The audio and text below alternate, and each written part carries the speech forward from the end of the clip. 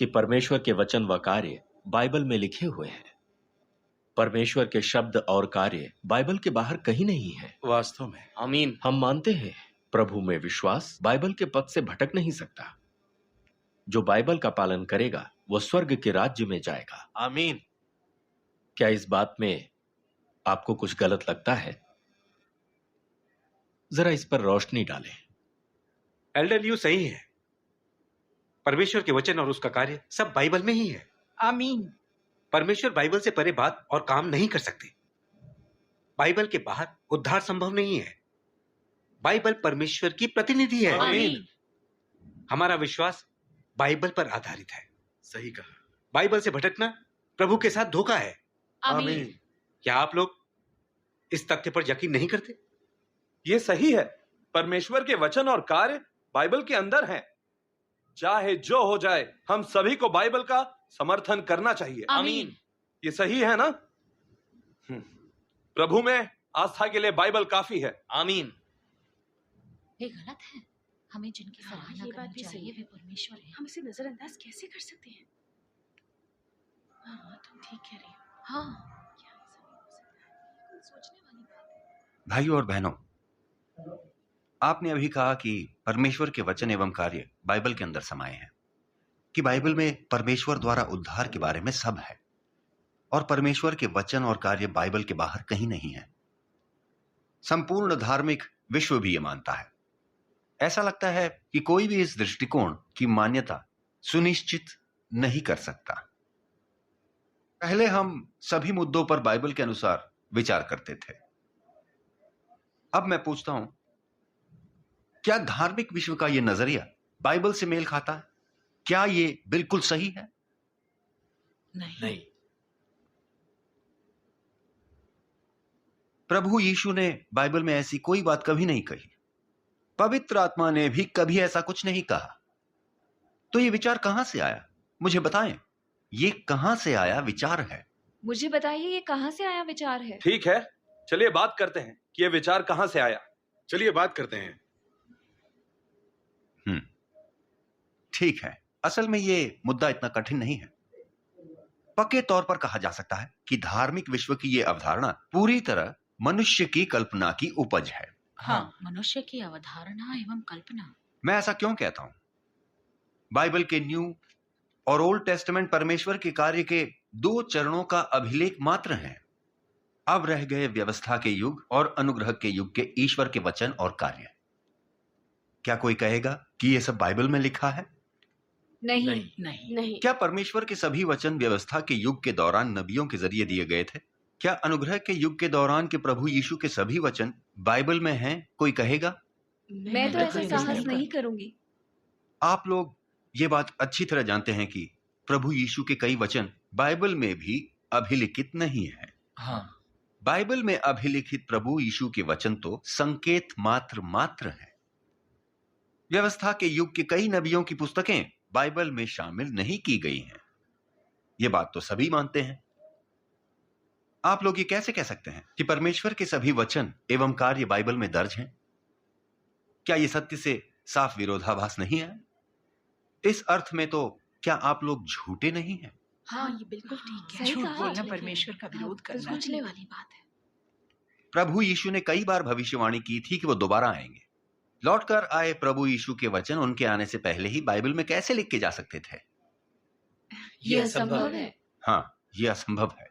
बात बिल्कुल साफ होनी चाहिए। बाइबल वास्तव में अतीत में परमेश्वर के कार्य का अभिलेख है। इसीलिए ओल्ड टेस्टामेंट लिखने के कई वर्षों बाद प्रभु यीशु आए और अनुग्रह के युग में छुटकारा दिलाने का काम किया। क्या यह सही नहीं है? हाँ, बिल्कुल। मुझे बताएं, क्या प्रभु यीशु के वचन खुद ब खुद बाइबल में लिखे गए?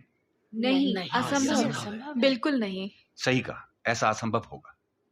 परमेश्वर के वचनों और कार्य को पहले संकलित किया गया होगा, उसके बाद ही वे बाइबल में आए। आमीन। आमीन। अब जाकर बात साफ हुई।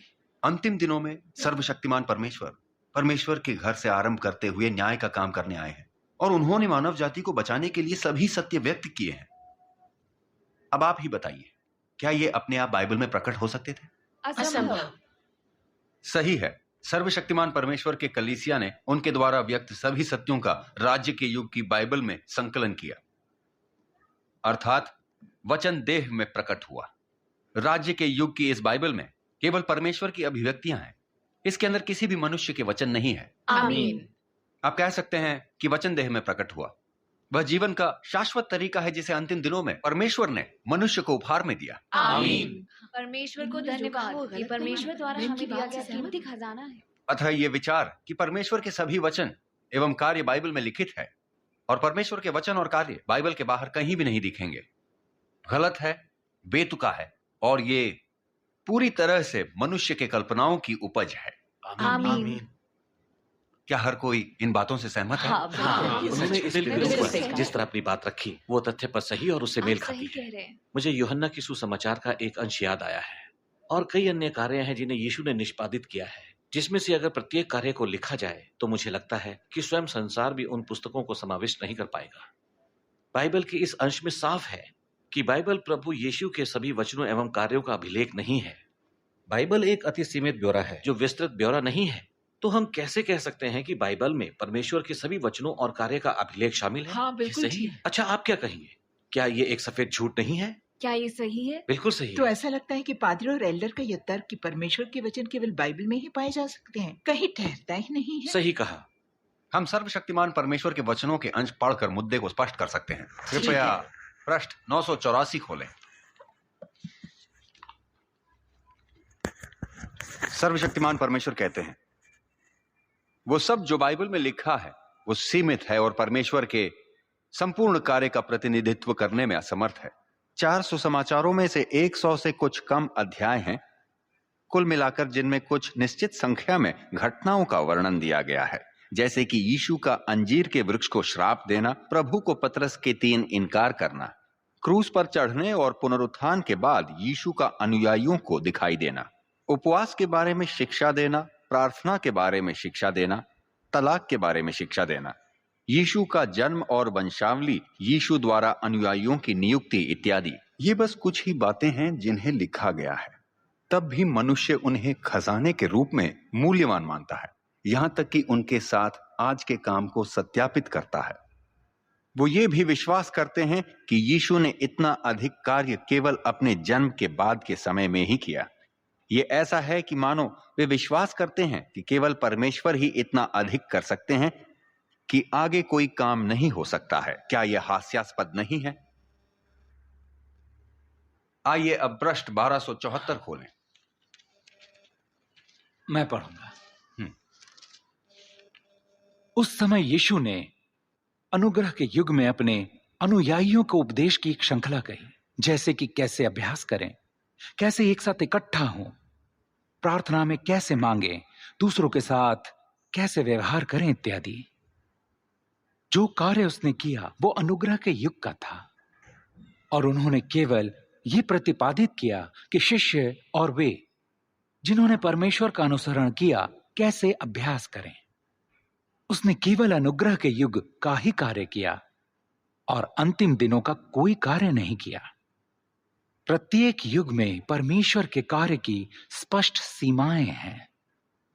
वो केवल वर्तमान युग का कार्य करता है और वो कभी भी कार्य का आगामी चरण अग्रिम में नहीं करता है।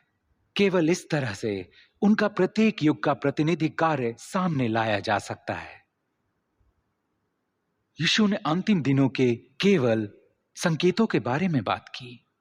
इस बारे में बात की कि किस प्रकार से धैर्यवान बने और कैसे बचाए जाएं, कैसे पश्चाताप करें और स्वीकार करें, और साथ ही क्रॉस को कैसे सहें और साथ ही पीड़ाओं को कैसे सहन करें। उसने कभी भी नहीं कहा कि अंतिम दिनों में मनुष्य किस में प्रवेश करना चाहिए या परमेश्वर की इच्छा को किस प्रकार से संतुष्ट करें। वैसे तो क्या अंतिम दिनों का परमेश्वर का कार्य बाइबल के अंदर खोजना भ्रांति का कार्य नहीं होगा? बाइबल को अपने हाथों में केवल पकड़कर तुम क्या विचार कर सकते हो? बाइबल का व्याख्याता हो या उपदेशक, आज के कार्य को कौन पहले से जान सकता है? यदि तुम व्यवस्था के युग के कार्य को देखने की इच्छा करते हो, ये देखना चाहते हो कि इजरायली किस प्रकार यहोवा के मार्ग का पालन करते हैं, तो तुम्हें पुराना नियम अवश्य पढ़ना चाहिए।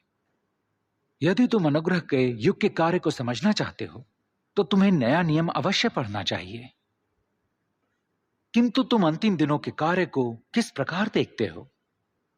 तुम्हें आज के परमेश्वर की अगुवाई को स्वीकार अवश्य करना चाहिए और आज के कार्य में प्रवेश करना चाहिए, क्योंकि ये नया कार्य है और किसी ने भी पूर्व में इसे बाइबल में दर्ज नहीं किया है। आज का कार्य एक पथ है जिस पर मनुष्य कभी नहीं चला और एक तरीका है जिसे किसी ने कभी नहीं देखा है।